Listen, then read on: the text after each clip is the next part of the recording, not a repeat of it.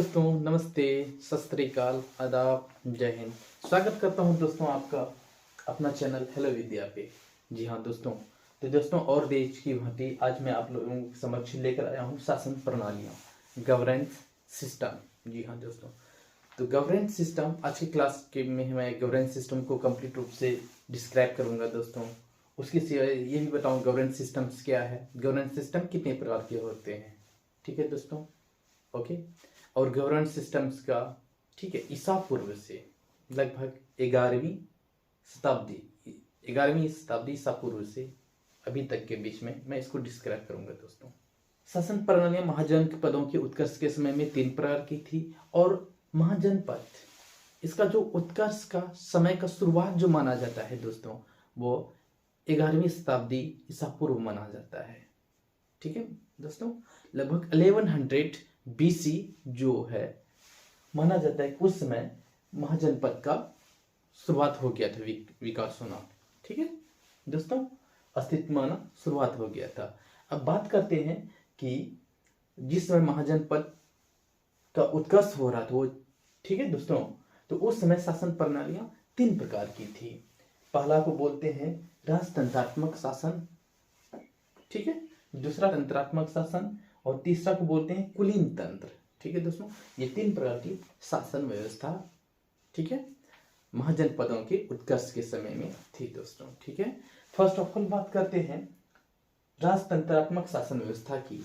ये दोस्तों ये ईसा पूर्व से, ठीक है दोस्तों, हमारे देश की आजादी तक चला। उस समय तक राजतंत्रात्मक शासन व्यवस्था था, मतलब शासन का, राज्य पे जो अधिकार होता था, शासन जो करते थे वह किसी एक व्यक्ति द्वारा चलाया जाता था दोस्तों। ठीक, एक राजा होते थे, वो अपना राज्य को देखभाल करते थे।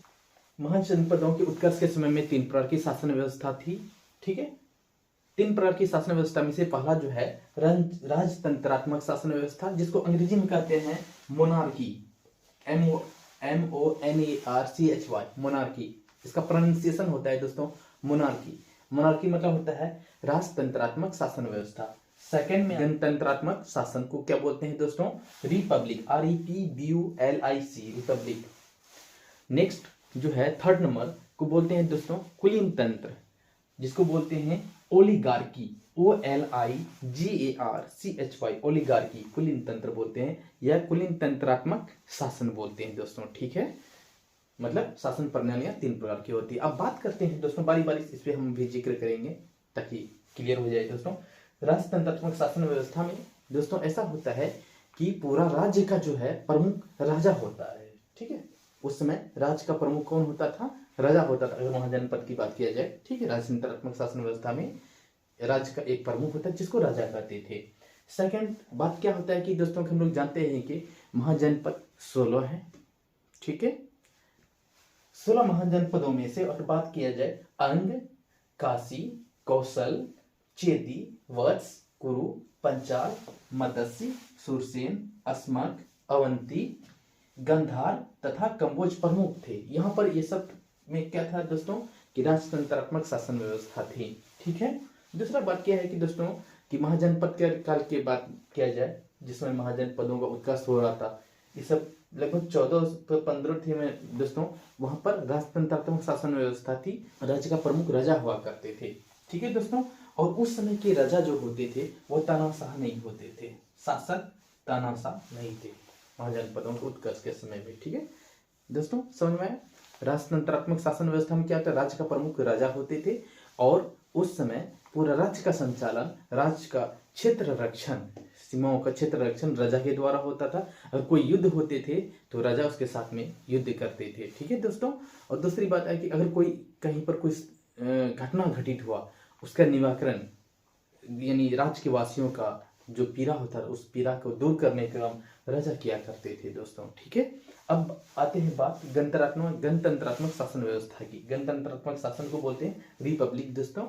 और अगर बात किया जाए गणतंत्रात्मक शासन व्यवस्था की, तो इसका जो खोज जो है दोस्तों सर्वप्रथम 1903 ईस्वी में रीज डेविड्स, ठीक है दोस्तों, रीज डेविस ने भारत में गणराज्यों की खोज की थी। कब की थी दोस्तों, 1903 ईस्वी में रीज डेविड्स नाम के, ठीक है, व्यक्ति ने क्या की थी, भारत में गणराज्यों की खोज की थी। ये जीके पर्पज से थोड़ा सा इंपॉर्टेंट हो जाता है दोस्तों।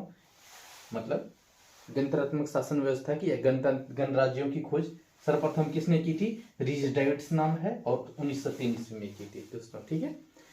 और गण जो शब्द है दोस्तों वह संघ का पर्यायवाची शब्द है, ठीक है, गण शब्द। अगर बात किया जाए बौद्ध साहित्य में कुछ गणराज्यों का वर्णन मिलता है। बौद्ध का जो साहित्य है उसमें उसको अगर स्टडी करें तो हमको कुछ गणराज्यों का जिक्र मिलेगा दोस्तों वहां पर, ठीक है, वर्णन मिलेगा। अगर बात किया जाए वज्जी संघ में, ये जिसके पर्पज से भी इंपॉर्टेंट है दोस्तों कि वज्जी संघ में कितने राज्य सम्मिलित थे? तो 8 राज्य सम्मिलित थे वज्जी संघ में, ठीक है दोस्तों। प्रत्येक गांव के सरदार को राजा कहा जाता था, ठीक है। गणराज्य में जितने भी राज्य थे, गांव थे, उस गांव का जो प्रमुख होता था उसको राजा कहा जाता था, ठीक है दोस्तों। और ये गणतंत्रात्मक शासन व्यवस्था की एक बेहतरीन व्यवस्था ये थी दोस्तों कि कोई भी निर्णय होता था, कोई भी विचार होता था, ठीक है, राज्य के सामूहिक कार्य का विचार है या कोई निर्णय लेना होता था, यह एक परिषद में निर्णय लिया जाता था, ठीक है दोस्तों।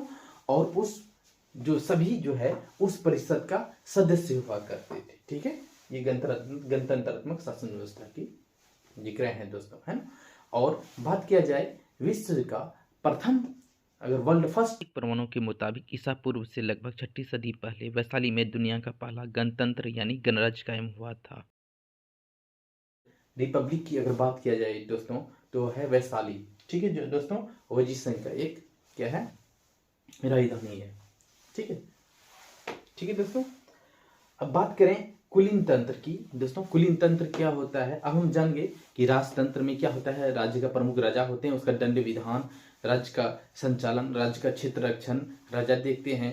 गणतंत्रात्मक शासन व्यवस्था में क्या होता है कि इसमें जो है राज्य का वो सारी जनता मिल करके, ठीक है, राज्य का एक प्रमुख चुनते हैं और उसके द्वारा से शासन चलाया जाता है। मतलब ये जनतंत्र शासन ही होता है गणतंत्र शासन दोस्तों, ठीक है, जिसमें से मोर देन 1 पर्सन, ठीक है, संपूर्ण जन प्रजा द्वारा संचालन किया जाता है। देश का संपूर्ण प्रजा मिल करके एक सिलेक्टेड पर्सन को सिलेक्ट कर करके, है ना, उस अनुसार से अपना देश का क्या करते हैं, देश को सुचारू ढंग से चलवाते हैं। देन बात किया जाए अगर कुलीन तंत्र की दोस्तों, ओलिगार्की जिसको अंग्रेजी में कहते हैं, कुलीन तंत्र में होता है कि इस प्रकार की शासन व्यवस्था में शासन का संचालन संपूर्ण प्रजा द्वारा नहीं चला करके, ठीक है दोस्तों, किसी कुल या विशेष व्यक्तियों के द्वारा चलाया जाता है। इसको क्या कहते हैं? कुलीन तंत्र शासन व्यवस्था कहते हैं दोस्तों, ठीक है।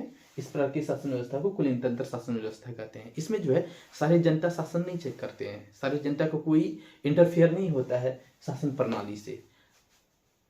शासन प्रणाली से जब सारी जनता का इंटरफेयर नहीं होता तो किससे होता है? उस क्षेत्र में जो कुछ विशेष कैटेगरी के जो व्यक्ति होते हैं, ठीक है दोस्तों, कुछ विशेष कुल के जो व्यक्ति होते हैं उस व्यक्तियों द्वारा चलाया जाता है। चलाई जाने वाली शासन व्यवस्था को कुलीन तंत्र शासन व्यवस्था कहते हैं, ठीक है दोस्तों। इसको ऐसे समझ सकते हैं, हमारे देश में कई प्रकार के मतलब व्यक्ति विशेष रहते हैं, ठीक है। अगर उसमें बात करें कोई एक प्रकार के व्यक्ति विशेष की, है ना, जिसको जातीयता के आधार पर देखा जा सकता है ना, तो उसके द्वारा अगर देश का संचालन किया जा रहा है, देश को चलाया जा रहा है या राज्य को चलाया जा रहा है, तो उस प्रकार की शासन व्यवस्था को कुलीन तंत्र शासन व्यवस्था कहते हैं। उदाहरण के लिए अगर बात किया जाए कि कुलीन तंत्र शासन व्यवस्था कहाँ कहाँ देखने के लिए मिलता है दोस्तों, तो बात वैशाली के लिच्छवी नामक जगह है दोस्तों, वहां पर कुलीन तंत्रात्मक शासन व्यवस्था है, ठीक है। कपिलवस्तु के साक्य, कपिलवस्तु वही है दोस्तों, मैं याद दिला दूं, जहाँ गौतम बुद्ध का जन्म हुआ था, कपिलवस्तु के लुम्बिनी नामक स्थान पे, ठीक है, 563 ईसा पूर्व। और ये कपिलवस्तु में एक साक्य, एक विशेष प्रकार का मतलब वहां पर गण का एक समूह था और साक्य गण था, तो उसके द्वारा वहां पर शासन चलाया जाता था, तो वो कुलीन तंत्रात्मक शासन व्यवस्था वहां चलती थी। और बता दूं गौतम बुद्ध का जो पिताजी था सुधोधन जी, और वो जो है साक्य गण के मुखिया थे, ठीक है। तो दोस्तों यही साक्य गण के मुखिया थे, ठीक है, कपिलवस्तु के साक्य। नेक्स्ट बात किया जाए पिपली वन के मोरी जो है वहां पे भी कुलीन तंत्रात्मक शासन व्यवस्था थी, ठीक है दोस्तों। आज के क्लास में हम क्या सीखे जाने कि शासन व्यवस्था क्या होती है किसी भी देश को सुचारू ढंग से चलाने के लिए। ठीक है, जो व्यवस्था की जरूरत पड़ती है वो शासन व्यवस्था कहलाती है। सिर्फ व्यवस्था ही नहीं, उसका क्षेत्र रक्षण, उसको सुचारू ढंग से चलाना, उसके कृषि कार्य को देखना, उसके व्यवसाय को देखना। ठीक है दोस्तों, और जहां तक उसके जनता की पीड़ा को दूर करना, ये सब सारी शासन व्यवस्था के अंतर्गत, शासन प्रणाली के अंतर्गत आते हैं। ठीक है दोस्तों, तो ये सब तमाम सारी चीजों को देखना शासन प्रणाली कहलाता है। अगर बात किया जाए कि महाजनपदों के उत्कर्ष के समय में 3 प्रकार की शासन प्रणालियां अस्तित्व में थी दोस्तों। पहला जो है राजतंत्रात्मक शासन प्रणाली, दूसरा है गणतंत्रात्मक शासन प्रणाली, और तीसरा है कुलीन तंत्रात्मक शासन प्रणाली, है ना। अंग्रेजी में कहते हैं मोनार्की राजतंत्रात्मक शासन प्रणाली को, और गणतंत्रात्मक शासन प्रणाली को क्या कहते हैं दोस्तों, उसको कहते हैं रिपब्लिक, और कुलीन तंत्रात्मक शासन प्रणाली को कहते हैं ओलिगार्की। ठीक है दोस्तों, आज के क्लास में इतना ही। Thanks for watching my channel.